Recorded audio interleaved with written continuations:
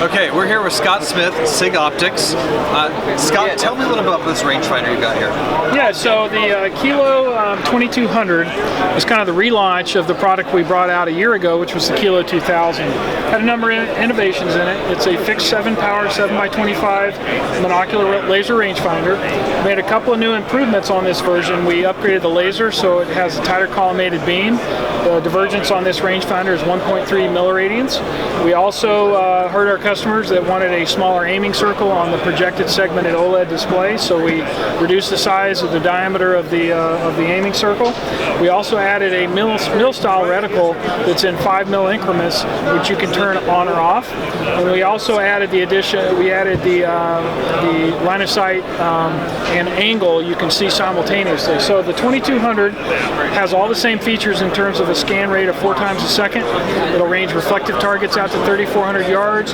You can hit trees and deer. You can hit trees up to 1,500, 1,600 yards, and you can easily hit deer to 1,100 to 1,200 yards in that range. Again, features our 4 times per second light waves DSP engine.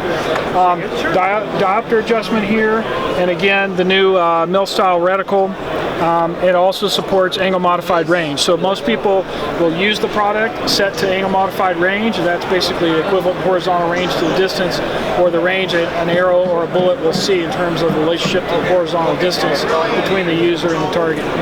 So if you're shooting uphill, it's going to make a difference. If you're shooting off a tree stand, it's going to make a difference and adjust the range across the board. Absolutely, and if you have one of our rifle scopes with a Sig ballistic turret, if it's laser marked to 450 yards, you want to be using your rangefinder in the AMR mode because you want to know what the equivalent horizontal range is. So with those ballistic turrets, when they're laser marked based on the equivalent horizontal range. So and most people will use this rangefinder in the AMR or angle modified range.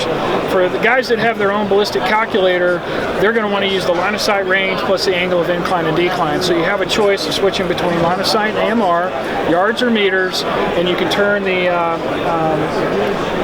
the milling reticle features on and off. And one other great feature, we have an ambient light sensor embedded in the objective, and so the display will actually automatically adjust the brightness for your ambient conditions. It becomes really important in low light. If you've got an animal coming in on low light, if you have some of our competitors' product, you put this up to your eye and the display is on bright, you're actually going to blow your pupil out. So again, building on the success of the KILO2000, we listened to the users, we made some improvements in overall distance, fixed some issues with the display, and again improved the laser and the divergence. Now what I was really impressed with this is my first actual time holding on to the Sig Optics rangefinder.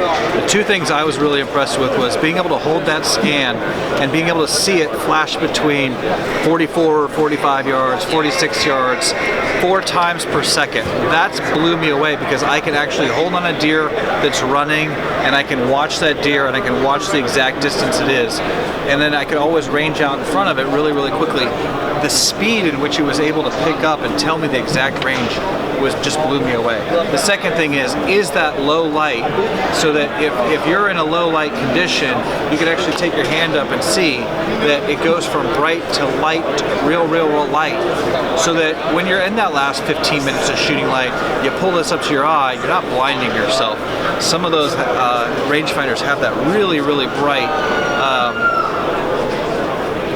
what is it? It's LED. The LED. Okay, I knew it was something. I'm like, what the heck? It's LED, and with that bright LED, literally you can't see for like a minute or so. And you've got to take that eye and put it back up to the scope. You're just not going to be able to do it. And so that makes the difference, and it's going to make the difference in that last 15 minutes, which is probably when you're going to shoot your deer. Scott, thank you. All right. Appreciate it.